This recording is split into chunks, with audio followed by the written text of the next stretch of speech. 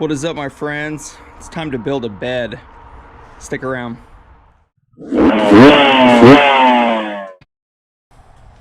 Alright guys, it is time to build out my bed and get everything set up to be able to sleep in an elevated area.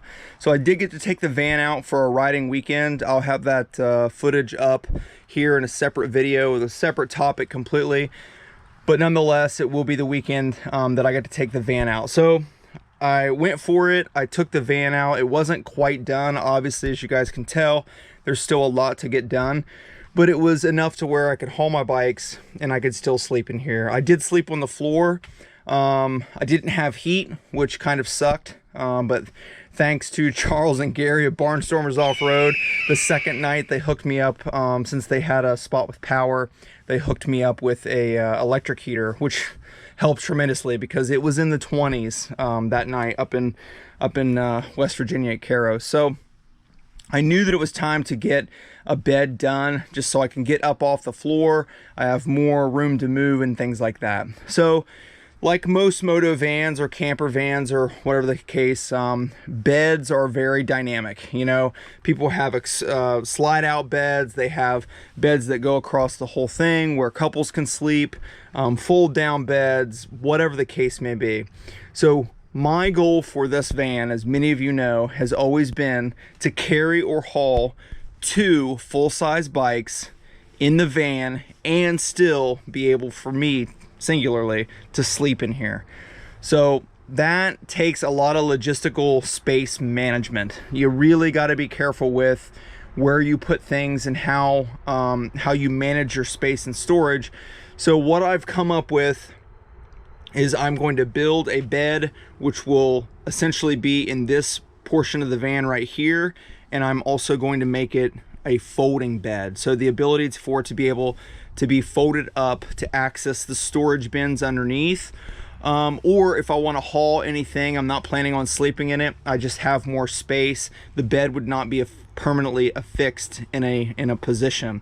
I can use that space. So if it's folded up and there were, say I only had 2 bins in here, it would be much easier for me to maneuver and walk around with a bike or whatever in here. Or if I wanted to haul, let's just say plywood or something for the house. You know, this van did replace my truck, so part of it, you know, I wanted to keep things modular. I'm all about modularity with this van, which is why I have a Goal Zero and why I'm choosing to do a fold-up bed. I think it just gives me more space. So as I mentioned before in the power video, we have a bed fan hanging down here. We knew the bed was going to be here. So as you guys saw in the intro, I'm not planning to make this bed out of wood. I'm planning to make it out of extruded aluminum. So let's check it out. All right, friends, so what you see before you is what we call 80/20 or extruded aluminum. So there's lots of different vendors of T-slot or extruded aluminum. It's essentially the same. It's the same thing, right? Anybody that knows anything about T-slot or extruded aluminum probably knows that 80/20 is a very popular brand that has been made popular mostly by Van Life or whatever. They're a relatively large company that manufactures extruded aluminum and or T-slot. But you can get this stuff anywhere. McMaster Car, there's a handful of different manufacturers that make this stuff. But I chose to go through a company called Tnutz. So that is Tnutz. I'll put a link down there, and obviously all the parts that I'm using. So the reason why I chose them is they're kind of like an overstock or a wholesale distributor of extruded aluminum, and all their part numbers match the 80/20 catalog, so you can put together a lot of the same type of stuff for way less money. Not to mention, one of the features that they offer is for them to machine, cut, and drill the extruded aluminum to your specifications, which is exactly what I did. A lot of people that build crazy van structures and beds and cabinets and all that stuff inside their vehicles and vans, they buy the whole piece and then they cut it themselves. They use chop saws with a special aluminum blade and all that stuff. So I chose to just have Tnutz cut to my specifications. I essentially drew everything out of what I wanted to do with the bed. I accounted for every piece, every length and every part in a little inventory sheet, and then I place the order. I think they charge about 15 or 20 cents per cut, and then they also do for the anchor bolts, they charge a little bit for the machining, but it's well worth it because right now all I have to do is assemble it, as long as I inventoried everything correctly, which I probably did. So this is what I did. I'm going to show you guys here after I assemble this thing what it's going to look like. These are essentially the heavy duty hinges, which are going to make a folding motion, and I have another one of these bars that I'm going to fix to the van, which will allow the bed to fold up and down. So I also have some brackets for support, some bull rings, how I'm actually going to suspend my bed. I'll show you guys that, and all of course, a handle for me to grab a hold and pull the bed up. So I will say, if you guys are considering using T-slot or 80/20 or extruded aluminum or anything like that, you got to do a ton of research. The beauty of it is, because it's very popular, there's a ton of stuff out there on YouTube.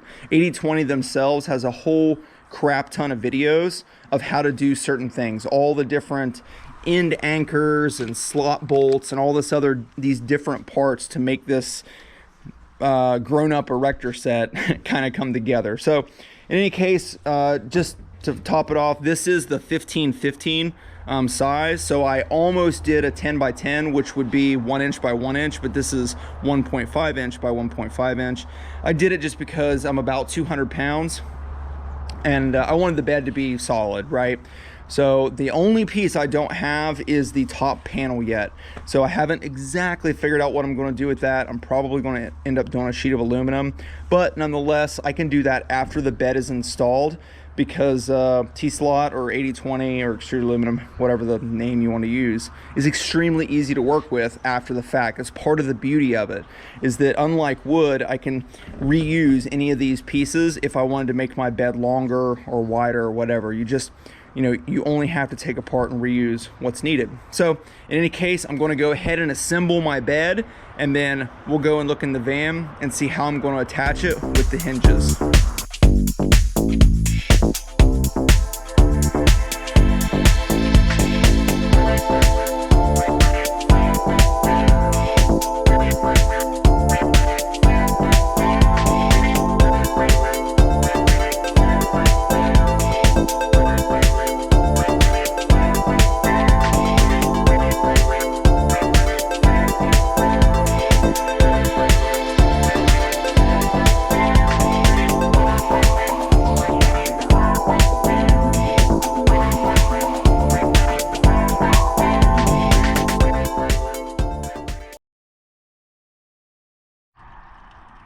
All right, so the bed is basically assembled. This was super easy, not that much to it. As you guys notice, I was kind of using this Allen key here. This is what 80/20 recommends, because it's got this ball end that allows me to access down into the anchor bolt. Just speaking of, this isn't like an 80/20 tutorial, but it's worth mentioning a couple things about it. I chose to use anchor bolts. This is essentially what 80/20 says is the strongest way to attach two pieces that are perpendicular from each other.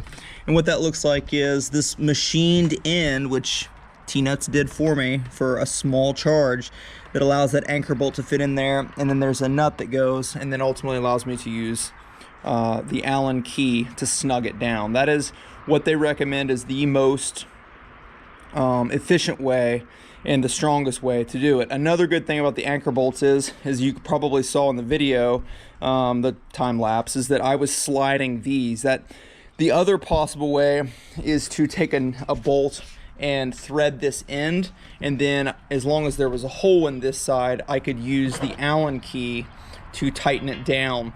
But obviously, because that hole's drilled, it's a fixed point, so there was no adjustment, or there would be no adjustment if I wanted to move anything after the fact. The anchor bolts are really easy to order. Everything was really straightforward. So now that I have the bed made, I'm loving it. I'm going to set up and figure out how I'm going to set it up with a hinge. I have my 4 hinge set here, and then I'm going to have to affix the other long bar to the van to allow the bed to hinge off of that. You guys also notice that I have these bull rings here. We'll see what we use those for here in a minute. So let's get in the van and look at how we're going to fix the long piece, the other long piece that I have, that guy right there, to the van, so that I have now, will essentially create a pivot point. So let's go check it out. All right, so what we see here is the single piece that I was talking about that is just simply clamped to the van. I love it that this whole 75-inch 1.5 by 1.5 aluminum thing is clamped by this little single Harbor Freight clamp. It's because T-slot is so light, which is a part of why I chose it. So what you see here is my Rubbermaid brute bins that I've been using. I purchased these specifically for the van. Good company, quality stuff, very tough. I did the measurements earlier. I just wanted to test fit everything before I actually started drilling holes and mounting stuff. So wanted to make sure that the Rubbermaid bin would slide under the bed. For whatever reason, if I didn't want to flip the bed up, I would be able to slide the bin out, which is what I'm going to do.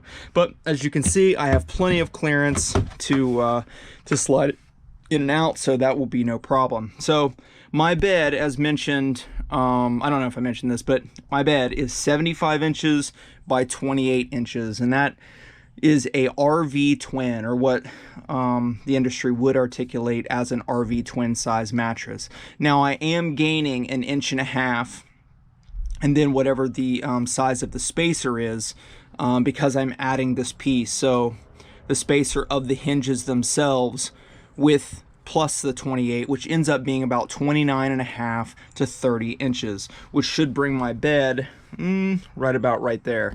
Plenty of space to have the primary motorcycle right here, and then my bed to be able to come up and down. So with that in mind, how am I going to fix this thing to the frame of, or the body rather, of the van? So as you guys mentioned before, I was talking about anchor bolts and drilling holes. That's exactly what I'm going to do. I'm going to use riv nuts initially to put into each one of the posts. I'm going to position everything exactly the way I want it. And then I'm going to drill through this as it's mounted to set the position of the riv nut, and ultimately set the position to be able to put a bolt in it and then torque down the M8 bolts to the riv nut in the body. On top of that, I'm also going to add the L brackets, which you see right here. The L brackets will go under each one of the posts to also help support the bed. Now remember, I'm not going to have any legs on this bed. It's going to be totally suspended, and I'm going to do that with the bull rings and then some mounts and stuff on the top side of the body. So I want this to be, this side to be 100% rigid, as this will be holding the weight of my body on this side. So time to do some more measuring, check out exactly how I'm going to position it as far as lengthwise goes. You know, I want to make sure that I'm over enough to where I'm not cutting into what I'm going to do with storage here, and also not too far forward. That way, if I wanted to slide my driver's seat back and pitch it back, that I would not run into a problem there, especially when the bed is swung up and attached up here. So that's what I'm going to do. Going to do some measurements, going to hit you guys with a time lapse, see how it goes.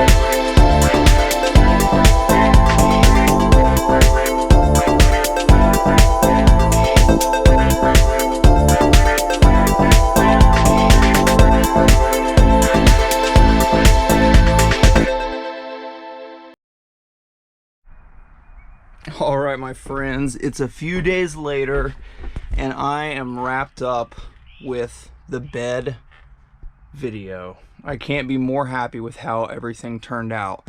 So I kind of stopped the time lapses short a little bit just because I wanted to keep the video from getting too crazy, out of control long, right? So there was a good bit of work and planning that went into this bed.